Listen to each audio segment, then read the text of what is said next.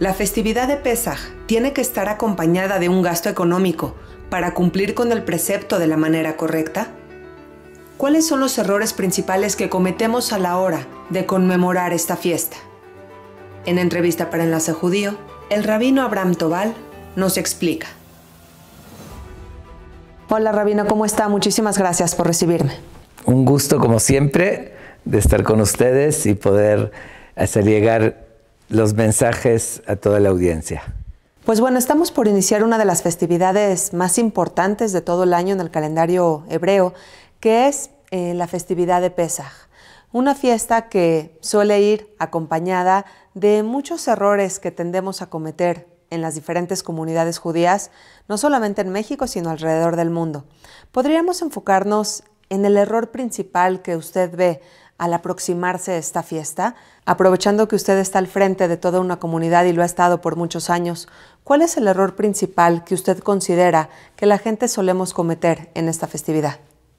Bueno, tal vez que se enfoca una fiesta tan importante que tiene tanto mensaje y contenido educativo como una fiesta más. Son días que no hay clases, entonces son vacaciones, entonces es la oportunidad de irse con la familia a un hotel, que no tiene nada de malo ir a un hotel, mientras se le dé el sentido real al mensaje tan importante que tiene esta festividad para nuestro pueblo y nuestra tradición y religión.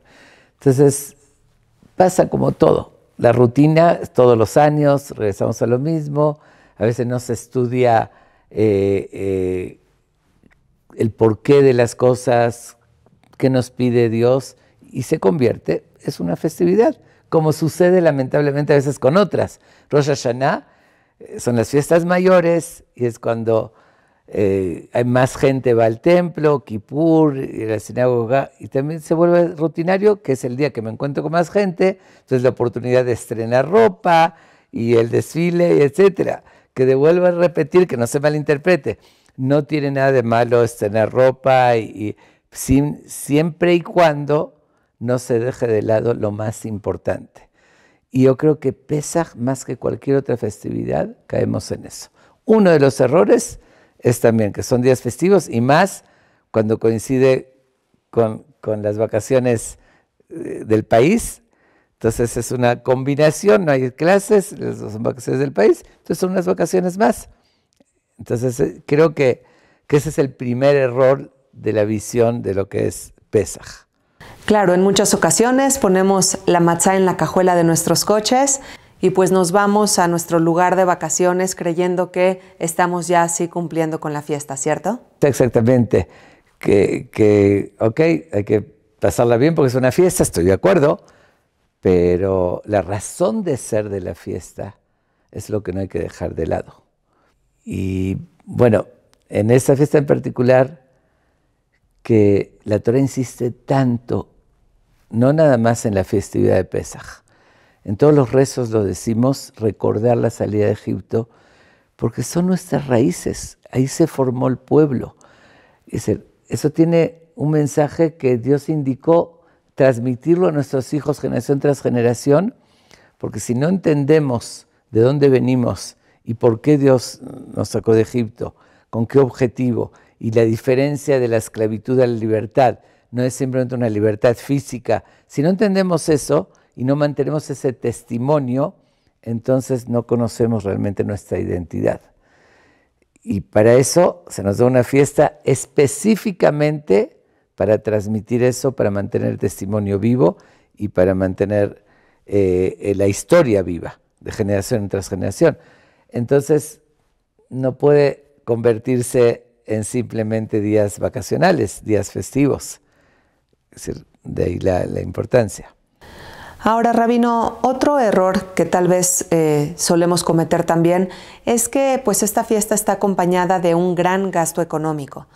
Vamos a hacer las compras de Pesaj, eso ya incluye un gasto, pero también otro gasto común pues es ollas, vajillas. Quizá hay mujeres que se esfuerzan para comprar electrodomésticos especiales para Pesaj. ¿Esto es necesario? Ok, voy a ampliar un poquito más tu pregunta porque tanto en los productos como los utensilios, también hay un error de visión. Hay una regla en la Torá muy cierta que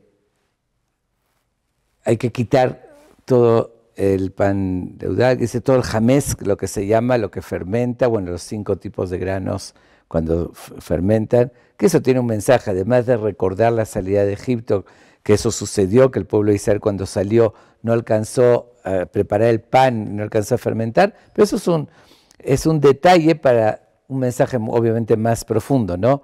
También lo que representa lo fermentado, la soberbia, la falsedad, ¿no? Que uno enseña a ir a lo más auténtico, que ese era el mensaje de la salida de Egipto, pero también está indicado en quitar todo el jamés, todo lo que contenga algo fermentado de esos 5 granos.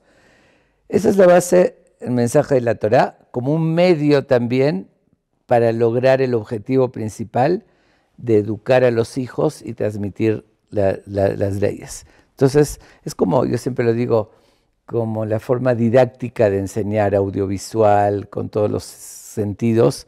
No es lo mismo contar una historia que relatar de una forma vivencial, tangible, que estás sintiendo, percibiendo, sintiendo el sabor, viendo ciertas cosas, como decir, detalles que nos recuerdan, que nos lo hacen más vivenciales. Es una forma educativa, pedagógica, mucho más efectiva, como todos lo sabemos, ¿no? Las escuelas también hoy en día se utiliza audiovisuales, se utiliza ciertas cosas tangibles para que les quede más a los niños. Entonces, parte de eso es comer la matzá, recordando el pan que comió cuando estuvieron de Egipto, tomar las copas de vino, comer algo amargo por la amargura, pero el objetivo principal es transmitir esa historia, nuestras raíces, los valores, la fe en Dios, la demostración de la existencia de Dios que sucedió en ese momento, que no iba a cambiar la naturaleza cada generación, sino que la mantengan como testimonio. Ok, dentro de ese detalle de no comer jamés, de repente ya se fue extendiendo y se hizo ya una industria. La gente quiere comer, bueno, normal en la fiesta. Hay cosas que sí se justifica, hay que cerciorarse que un producto normal no contenga algo de jamés. Pero de repente, perdón que lo diga de esta manera, no es burla o crítica, pero llegamos a lo ridículo. Yo lo vi con mis ojos si no lo hubiese creído. Vi en Estados Unidos y en Israel, de repente hasta papel de baño, kasher le pesaj. Me refiero, ya se llega a algo ridículo. ¿Por qué? Porque también es una oportunidad comercial. De vuelta, no estoy acusando a todo el mundo. Hay gente que ayuda en supervisar los productos para que la gente tenga servicio, y hay quien abusa. Bueno, si la gente es una oportunidad para vender, y ahorita que creen que todo tiene que ser supervisado, entonces puedo vender papel de baño, puedo vender jabones, y otra cosa que ayer Pesaj, entonces voy a aprovechar la oportunidad. ¿Y cuál es el problema de eso? Entiendo a los que tienen intereses comerciales, abusando de la inocencia de la gente, pero la gente entrar a ese juego, que todo gira tras nada más los productos, que se hay que respetar lo que está establecido por la Torá y por la Halajá, 5 granos fermentados o lo que tenga una mezcla de esos 5 granos, ¿no? Que son trigo, cebada, centeno, avena y espelta, de esos granos fermentados. Pero después hay cosas por ignorancia, cosas por costumbres, que en un tiempo había una necesidad, como los ashkenazim, que no comen arroz ni leguminosas porque se mezclaban con otros granos, podía fermentar el grano prohibido y mezclado, que se podía, antes no era todo industrial, ¿no? Entonces se vendía arroz con algunos granos de trigo mezclados porque la gente cosechaba de su granja, ¿no? Que muy, muy casera, y entonces podía hacerse jamés todo. Entonces por eso hicieron unos alejamientos, que los sefaradí no lo tomaron otra regla de revisar que no contenga otro grano. Pero no importa, eso fue como un alejamiento, pero de ahí se fueron extendiendo y a cosas que no tienen nada que ver, y después por ignorancia, un ejemplo, jamés es lo que fermenta, entonces algunos comen vinagre porque es que se fermenta, cuando fermenta, o el queso porque fermenta la leche para hacer queso, pero no tiene nada que ver. Esos lo hacen con buena voluntad, no con la mejor intención, pero es ignorancia, que se les nada más 5 granos. Entonces ya de eso, quien aprovecha y hace también negocio, y de repente se entra ya en un gasto extremo. Un ejemplo que preguntabas de los utensilios, es muy sencillo, algo que tiene una lógica.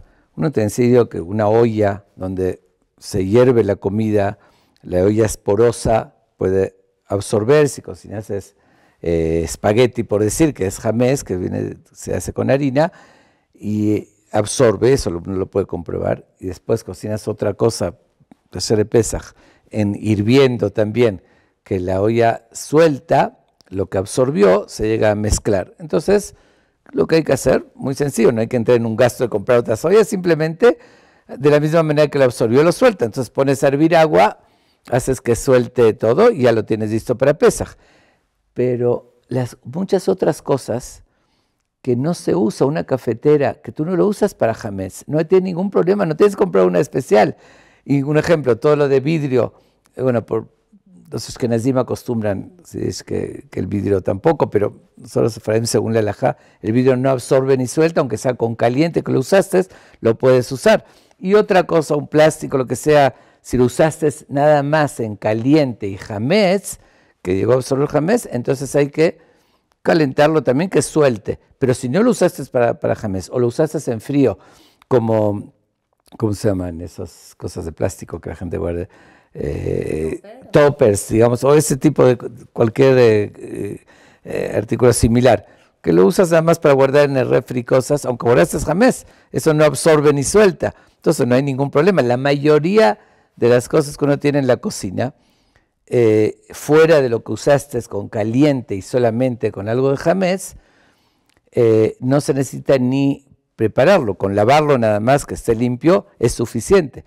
Pero como dije, por la ignorancia se fueron agregando cosas y exagerando, y de repente se hizo un gasto inconcebible, y gente que no puede, y yo les aconsejo mejor cumplir un valor que también tiene Pesaj, como empezamos la Agadá, Alachmania, Kol Divchine Tebehul, empezamos invitando al necesitado.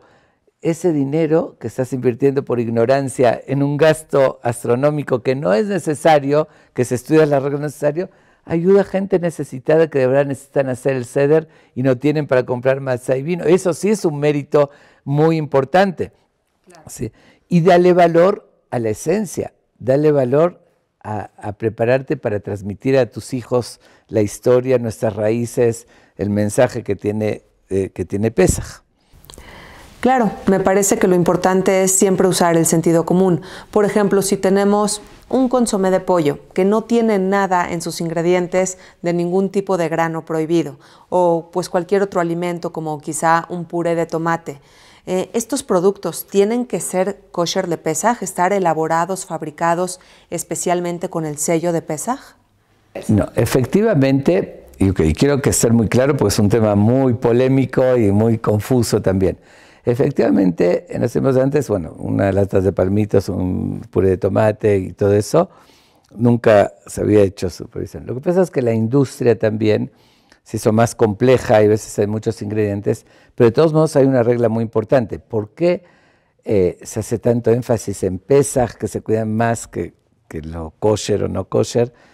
Porque hay una regla halájica que indica que es en Pesaj, dentro de Pesaj, si se mezcló algo mínimo de jamés, ya se prohíbe todo.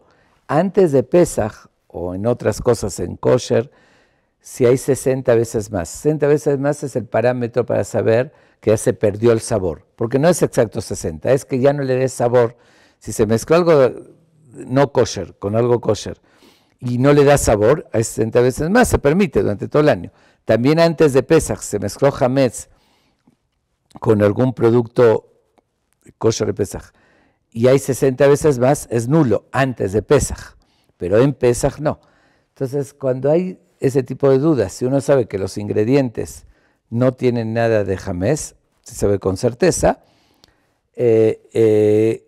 igual lo recomendable es comprarlo antes de Pesaj, por si se mezcla algo mínimo en alguna circunstancia, y ahí es seguro, aunque se haya mezclado, no importa.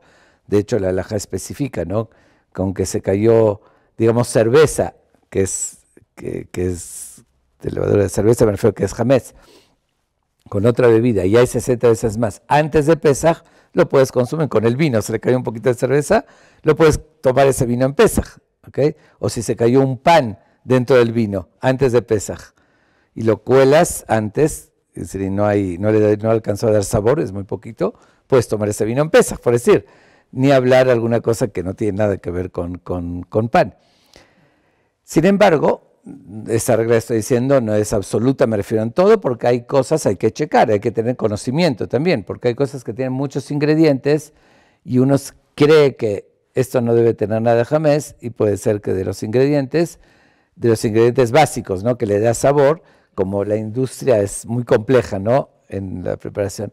Entonces, digo el concepto, no estoy dando una indicación práctica en todos los casos, porque nada más algo que uno está seguro que no tiene nada que ver, un ejemplo, una carne, un queso, una leche, todo eso no tiene que ser especial para Pesaj. Me refiero a cosas que seguro que no tienen jamés, no tienen que prepararse especial y eso. Y aunque se haya apoyado en utensilios que no sean kasher de Pesaj, no importa, porque voy a repetir, seguro que no hay algo que le dé sabor de jamés, ¿me entiendes?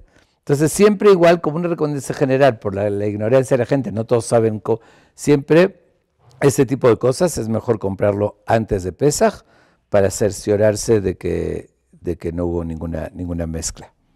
Claro, Rabino, entiendo que lo básico es entender la esencia. Otro tema importante y muy complicado y a veces cansado para las madres, para las mujeres de la casa, es la limpieza. ¿Tenemos que hacer limpieza de Pesaj si vamos a salir de vacaciones? ¿O qué tan profunda puede ser?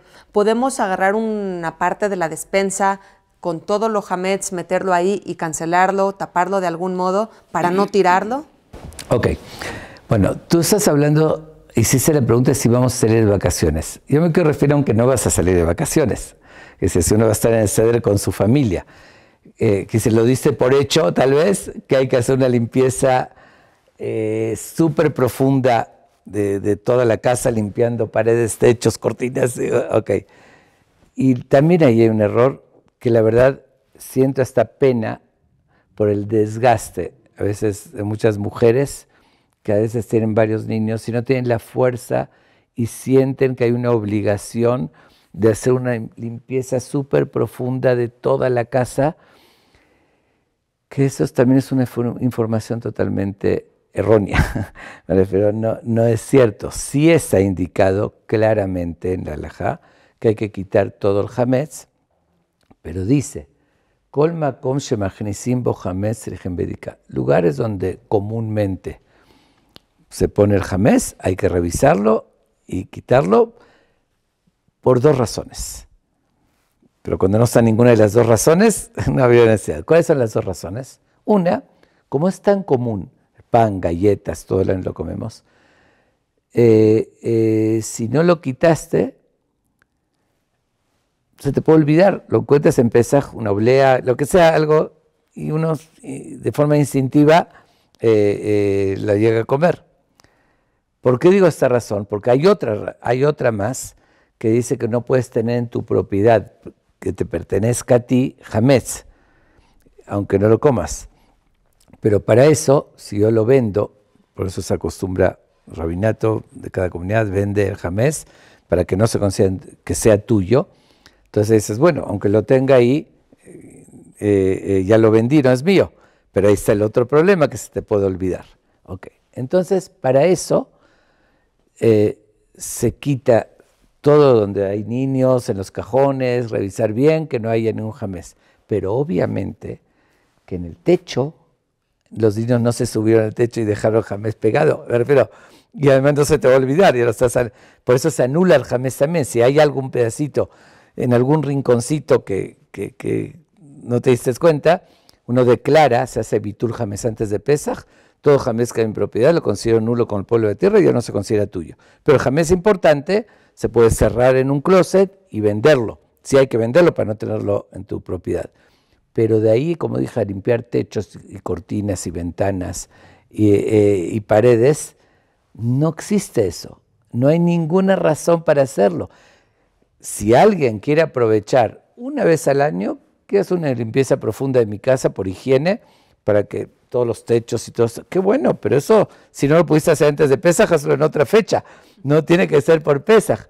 Y obviamente que ahí en la esquinita, abajo de la alfombra, si llegó a haber alguna migaja, no me la voy a comer si la encuentro en Pesaj y ya la anulé.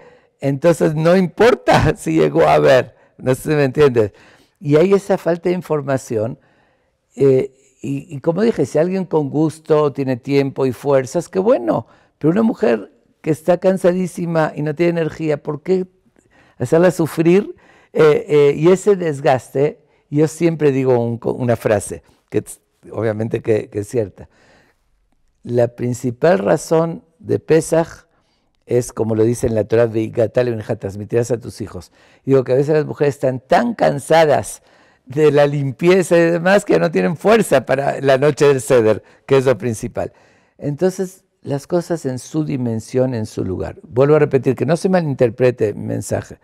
Si hay que seguir las reglas, hay que hacer limpieza de lo que es necesario, como lo dice en el Halajá, donde se llega a ver jamés, donde los niños llevan y todo eso. Sí hay que checar los productos que no tengan ningún contenido de jamés, pero en su dimensión, sin cosas que no tienen nada que ver. Y sí hay que si los utensilios tienen que secarle Pesaj, pero eso, como dije, no es necesario comprar todo para Pesaj. Hay gente que hasta un refrigerador para Pesaj especial. Digo, son cosas ridículas. Y un ejemplo, limpiar el mármol y echarle agua caliente y ponerle papel aluminio. No, ahí no cocinas y no vas a poner algo hirviendo encima. Obviamente no pongas una papa hirviendo encima del mármol. Y si sí, igual hay otra cosa, ¿no? Cuando pasan 24 horas, el sabor que da no es agradable. Entonces, pero bueno, de antemano se evita donde realmente puede haber algo caliente que absorbió y va a soltar, pero no forrar toda la casa y yo sé que, de vuelta, la gente lo hace con buena intención y tal vez tenga hasta mérito quien piensa que está haciendo bien, pero se tiene que conocer la información correcta y no ni gastar de más ni desgastarse. Pues Rabino, para finalizar la entrevista le quisiera preguntar por qué sí nos tenemos que preocupar, ya que nos hemos enfocado en los errores, hacer limpiezas exhaustivas, hacer gastos que no son necesarios. Simplemente, ¿qué sí debe de tener nuestra atención en esta festividad? Ok, bueno, la Torah lo dice de forma explícita.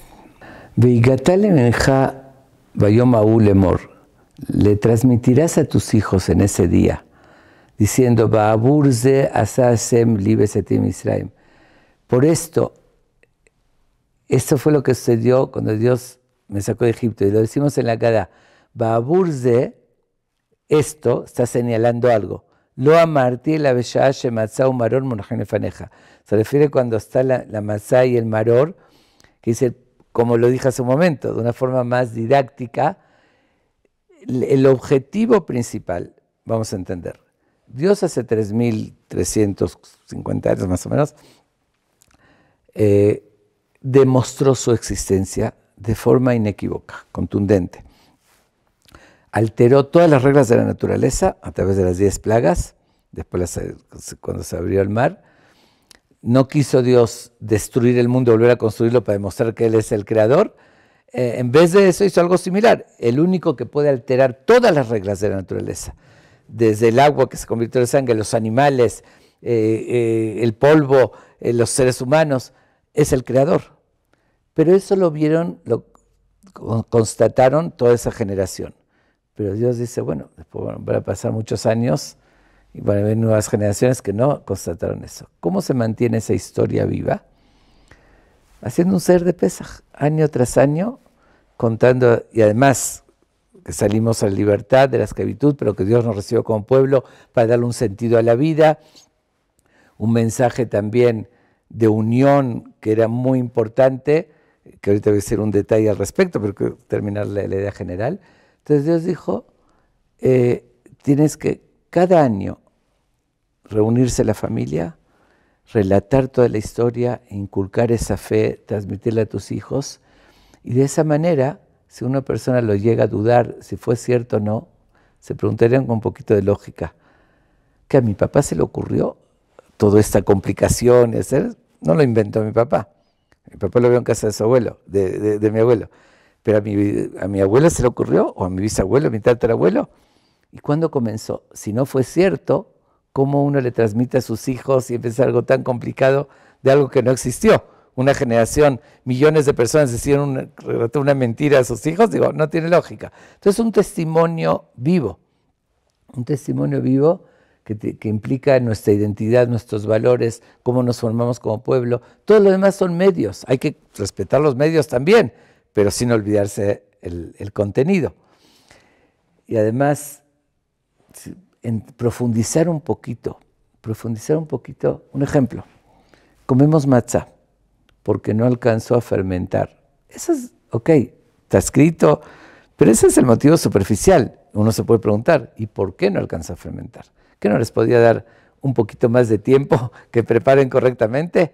Y además de eso, siempre lo digo así, por un incidente de cocina tenemos que hacer tanto relajo. Me refiero, ¿qué me importa cómo le salió el pan, la masa, si salió más fermentado y si se hubiese quemado o no? Tengo que hacer, recuerdo el milagro y todo, pero no el incidente.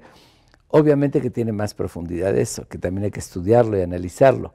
Justamente, eso fue una prueba, es un parámetro. Si no alcanzó ni el pan a fermentar, quiere decir que no se fueron preparados con comida lo suficiente, porque ni el pan, que es básico, ni tuvieron tiempo que fermente.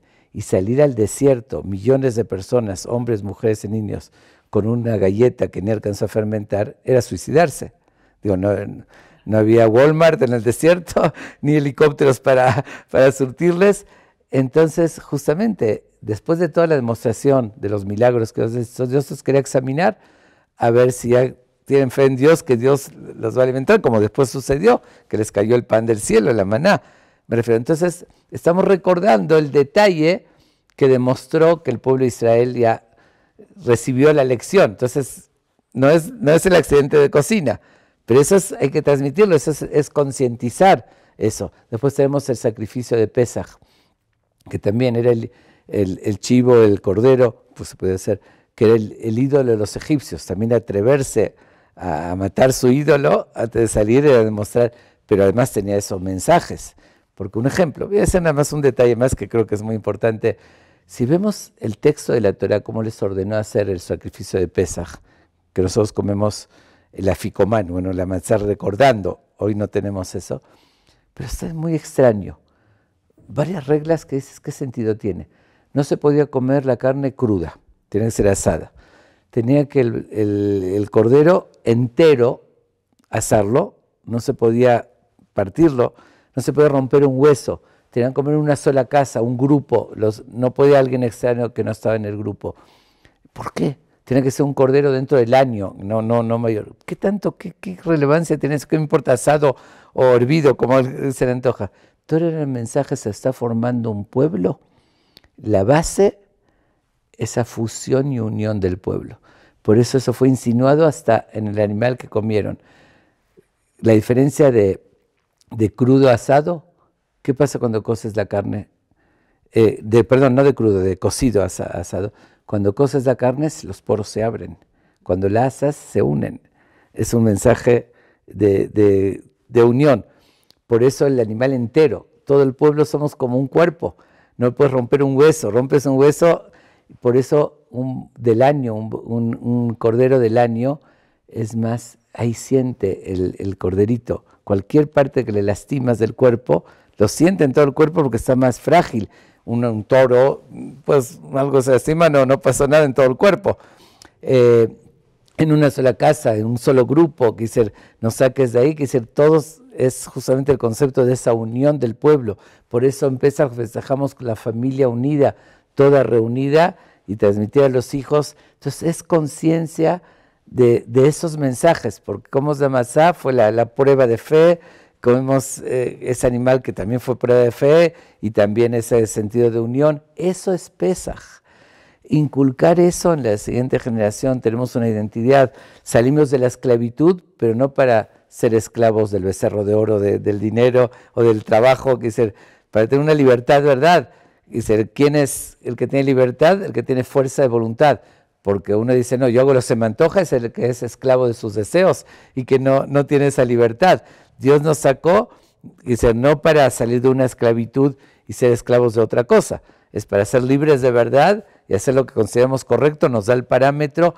Esa es la identidad judía, ese es el judaísmo, eso es lo que hay que transmitir. Está bien, se complementa con algunas reglas para darle la forma a Pesaj, pero no nos quedemos en la forma y muchas veces ni es forma. Me refiero a cosas innecesarias y como dije, si quieres aplicar valores, utiliza tu dinero, ayuda a gente necesitada y haz nada más lo que la halajá te exige, no cosas ridículas que no tienen ningún sentido. Eso es realmente Pesaj, es la festividad básica y más importante tal vez que tenemos. Gracias, Rabino. La verdad es que cada año tenemos que hacernos la pregunta de qué tenemos que liberarnos este año. Quizá ya no estamos en una esclavitud en Egipto, pero tenemos que liberarnos de apariencias, de adicciones, quizá de vicios terribles, de una adicción por el trabajo, de el no prestar atención a las cosas importantes. Exactamente, sí. Hoy somos esclavos de la sociedad, de lo que nos dicta la sociedad, la moda, etcétera, lo que tenemos que hacer. Somos esclavos del dinero, del trabajo, de la tecnología, que ya no hay la vida familiar. Y aquí te dicen, Pesaj, deja todo eso, reúnete con tu familia, analiza, transmite, encuéntrate a ti mismo, ve tu identidad. Y sí, efectivamente, hoy tenemos que aplicarlo, ese concepto en la época, en la realidad que estamos viviendo. Pero no dejemos de festejar con su esencia esta fiesta tan maravillosa. Pues Rabino, le agradezco muchísimo su tiempo, el que siempre nos explique con tanta claridad. Gracias y Hag Sameach. Ok, gracias a ustedes.